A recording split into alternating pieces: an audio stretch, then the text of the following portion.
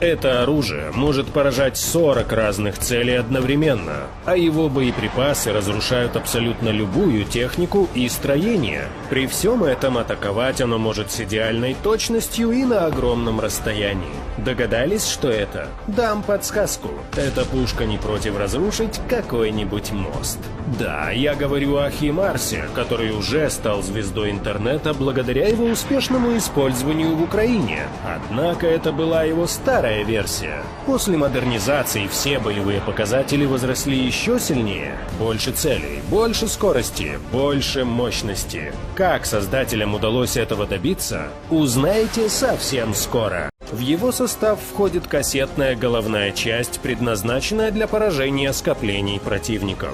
В полете он раскрывается и выбрасывает больше 500 осколков, каждый из которых запросто разорвет броню какого-нибудь танка. Высокая скорость полета позволяет обходить большинство видов ПВО. Все благодаря удлиненному ракетному двигателю и новому ускорителю. Также в него встроили механизм самоликвидации. Он позволяет уменьшить возможные жертвы среди мирного населения, ведь не взорвавшиеся осколки уничтожатся через день после выстрела. А если нужно наоборот, сделать непроходимую зону, существует снаряд М-28 с дальностью стрельбы 40 километров. Его кассетная головная часть заправлена противотанковыми минами AT-2, которые с легкостью подрывают днище вражеской техники, пробивая броню до 140 миллиметров. Вы только представьте, всего одним таким залпом создается густое минное поле на площади больше, чем 35 футбольных полей. Управляемые ракеты МГМ-140 класса «Земля-Земля», созданные легендарной компанией Lockheed Martin.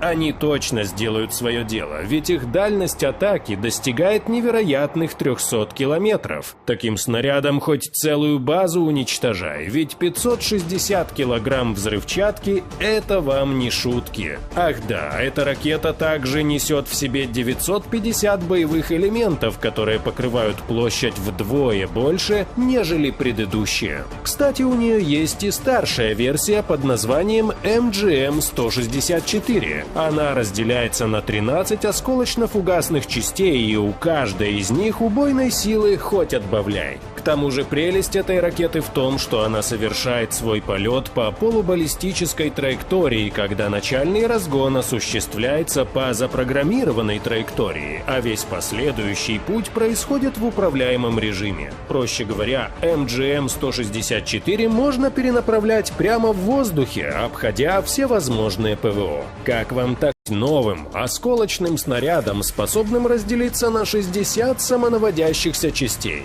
Да-да, вам не послышалось, 60 боеголовок с лазерным наведением самостоятельно выбирают себе цели и атакуют прямиком с небес, словно стая хищных ястребов. Причем выбор для каждого индивидуален, и его можно запрограммировать так, чтобы в разные виды техники летело нужное количество снарядов для полного уничтожения цели. В мощности Химарса вы уже могли убедиться, наблюдая за его работой на фронте Украины. Взорванный склад боеприпасов, разрушенные колонны противника, подбитые мосты – все это дело рук этого красавца. По боевой силе и мобильности он не уступает тому же Байрактару или даже истребителю А-10, который, между прочим, считают одним из лучших.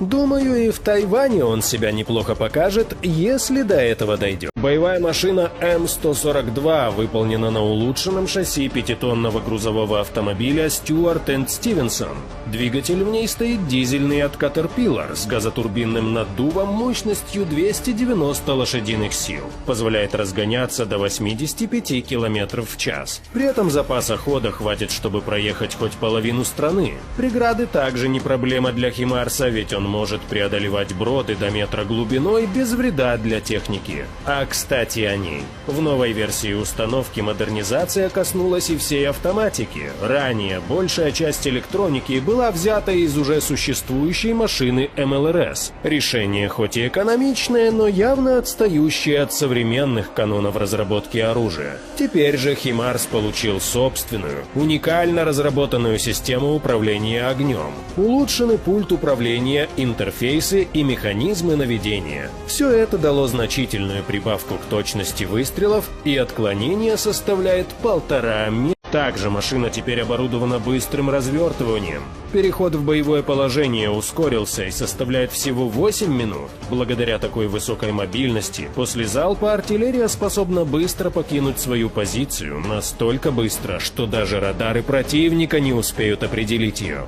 Кроме этого, разработчики усовершенствовали интеллект пушки и добавили возможность сопрягаться с другими такими же установками, как это делает комплекс NASAMS. Это означает, что даже в поврежденном виде HIMARS останется полезным на поле боя и сможет передавать разведданные и проводить сканирование местности. Делает он это благодаря встроенным инфракрасным датчикам, которые засекают противника, даже если тот находится в укрытии. Навигационная система тоже потерпела изменения. Тут к месту пришелся так называемый небесный интернет, который уже прославился своей удобностью. Управлением самой машины занимается 3 человека – водитель, наводчик и командир, но при необходимости огонь может вести и 1 боец. Персонал может даже не переживать о химическом оружии, ведь внутри HIMARS установлены фильтры для подачи очищенного воздуха. Как итог, получилась очень мощная, крепкая, дальнобойная и мобильная техника. К тому же ее мобильность можно повысить еще больше. Благодаря компактным размерам